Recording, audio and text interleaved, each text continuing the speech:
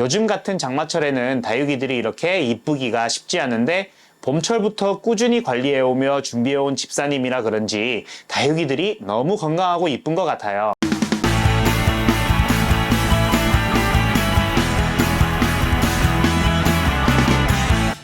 안녕하세요, 애플 아저씨입니다. 오늘은 식물 영양제에 대해서 이야기해볼까 해요. 식물을 영양제까지 챙겨준다고요? 사람 먹는 영양제도 안 챙겨 먹어서 뼈에서 뚝뚝 소리가 나고 눈이 파르르 떨리고, 네, 어찌됐건 저희 식물 키우는 사람들은 사람 몸보다 식물이 더 소중한 걸 어떡하겠어요? 그래서 사람에게 좋은 영양제가 뭔지는 몰라도 우리 식물에게 좋은 영양제는 뭔지 알아야겠죠? 영양제에 대해서 이야기하기 전에 먼저 식물에게 필요한 영양소가 무엇인지 한번 알아보도록 해요. 아무래도 좋은 거라고 잔뜩 마냥 주는 것보다는 어디서, 어떻게, 왜 쓰이는지 정확하게 알고 쓴다면 더욱 약이 될 수 있겠죠? 왜냐하면 사람도 영양제를 과다 복용하게 되면 부작용이 있을 수 있듯이 식물도 영양제를 과하게 주게 되면 안 주는 것보다 못한 결과를 초래할 수 있으니까요.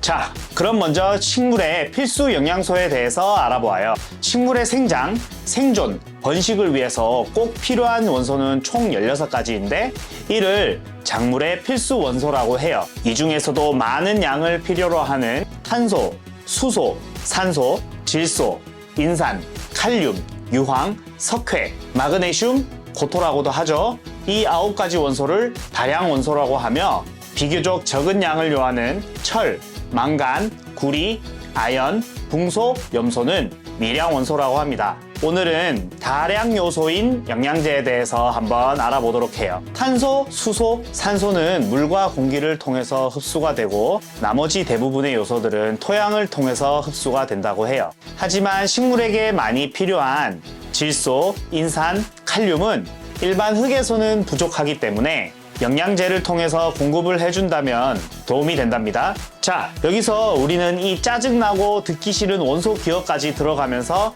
하나를 알았어요. 질소, 인산, 칼륨이 중요한 요소인데 이를 영양제를 통해서 공급해주면 좋다. 그럼 질소, 인산, 칼륨에 대해서 파헤치면 영양제에 대해서 대부분 알았다고 봐도 무방하겠죠? 그럼 하나씩 파헤쳐 볼까요? 먼저 질소입니다. 질소는 생육의 가장 중요한 성분으로 광합성을 하는 엽록소를 만들어 식물의 줄기, 잎, 키를 커지게 하는 역할을 해요. 질소가 부족하면 키가 크지 않으며 아랫잎부터 말라 죽습니다. 꽃이 피어도 결실이 될 확률이 낮으며 열매를 맺었을 때도 과실이 불량하고 품질도 떨어지죠. 다육이에게서 살펴보면 타협이 잘 지는 것과도 질소가 부족한 현상이라 볼 수 있겠네요. 질소가 과다하면 가지와 잎의 성장에만 몰두하게 됩니다. 줄기는 겉보기에 튼튼해 보일지 몰라도 만져보면 무르고 연약하죠. 두 번째로 인산입니다. 인산은 식물의 생장을 충실하게 합니다. 여기서 생장이란 식물의 세포의 증가, 즉 키가 크고 줄기가 굵어지는 현상인데 인산은 단백질 합성에 중요한 성분이죠. 인산이 부족하게 되면 꽃과 잎의 광택이 줄어들고 줄기는 가늘어지며 병에 걸리기 쉬워집니다. 여름철 무름병을 예방하려면 인산을 보충하는 것이 좋은 방법이 될 수 있겠네요. 인산이 과다하게 되면 마그네슘과 철의 흡수를 방해하여 식물이 꽃을 피우고 과실을 맺기 위한 생육이 억제된다고 해요. 마지막으로 칼륨입니다. 칼륨은 단백질과 전분을 만들어 뿌리와 줄기를 튼튼하게 하는 역할을 합니다. 칼륨이 결핍되면 줄기가 연약해지고 잎 색깔이 옅어집니다. 칼륨이 과다하면 아무래도 다양한 영양소가 흡수가 방해되는 점이 있겠네요. 이렇게 보충해주면 좋은 필수 요소 질소, 인산, 칼륨을 보통 NPK라고 부르며 이 요소들은 시중에서도 식물 영양제로 잘 나와 있습니다. NPK는 작물의 필수 요소들만 잘 배합해 놓은 영양제이니까 안심하고 주면 될까요?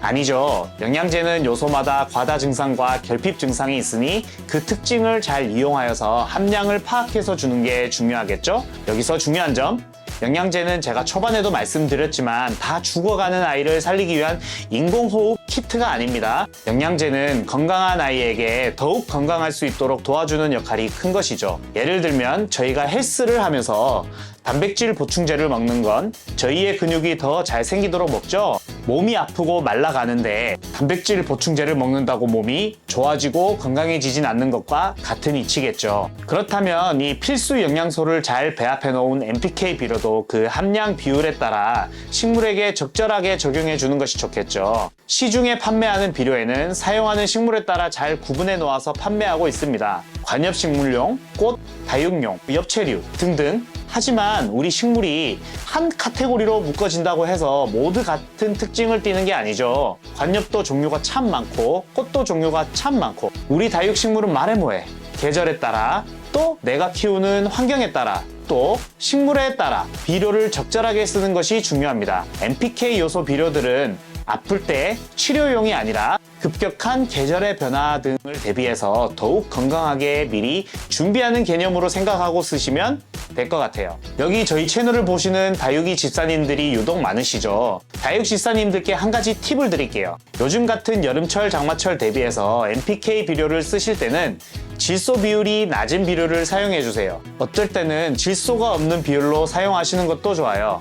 질소는 키만 크게 하고 과다 증상으로 인해 식물이 무르고 연약해지니 요즘 같은 여름철엔 독이 될 수 있으니까요. 비료를 정말 잘 활용해서 다육식물을 이쁘게 키우면 얼마나 다육이들이 이쁜지 한번 감상해 보실까요? 참 이쁘죠. 다육이들 입장 하나하나가 건강하고 이쁘게 잘 관리가 되어 있는 게 참 대단하다는 생각이 듭니다. 요즘 같은 장마철에는 다육이들이 이렇게 이쁘기가 쉽지 않은데 봄철부터 꾸준히 관리해오며 준비해온 집사님이라 그런지 다육이들이 너무 건강하고 이쁜 것 같아요. 중요한 점은 비료만으로 이렇게 되진 않겠죠? 물과 흙과 바람, 그리고 햇빛, 가장 중요한 부분을 기본적으로 잘 관리해야 이렇게 이쁜 다육이가 될 수 있다는 것을 명심하셔야 해요. 무엇보다 이 다육이의 집사님은 기본적인 걸 누구보다 열심히 해오셨던 분이라 더욱 눈이 가는 다육이들이 된 것 같아요. 자, 마지막으로 한 가지만 이야기할게요. 비료나 영양제는 식물이 건강하게 잘 자랄 수 있는 보조의 역할을 하는 것이지 물과 흙을 대신하는 만병통치약이 아닙니다. 좋은 환경에서 통기성이 좋고 좋은 흙에 그리고 적당한 햇빛을 쬐가며 식물을 잘 길러준다면 그것보다 좋은 영양제는 없겠죠? 그러니 비료를 과다하게 사용하거나 아픈 친구들에게 비료를 주는 것은 지양해주세요. 하지만 때와 환경에 맞게 또는 그 식물의 특성에 맞게 잘 활용을 한다면 식물이 그냥 자라는 것보다 더욱 건강하고 이쁘게 자라는 것은 분명해 보여요. 오늘은 식물 영양제, 비료, 그 중에서도 다량 원소 비료인 NPK에 대해서 알아보았어요. 제 영상이 여러분들의 식물 공부에 조금이라도 도움이 되셨다면 구독과 좋아요 꼭 부탁드릴게요. 저는 다음 시간에는 미량 요소 영양제에 대해서 한번 준비해 볼게요. 애플파이!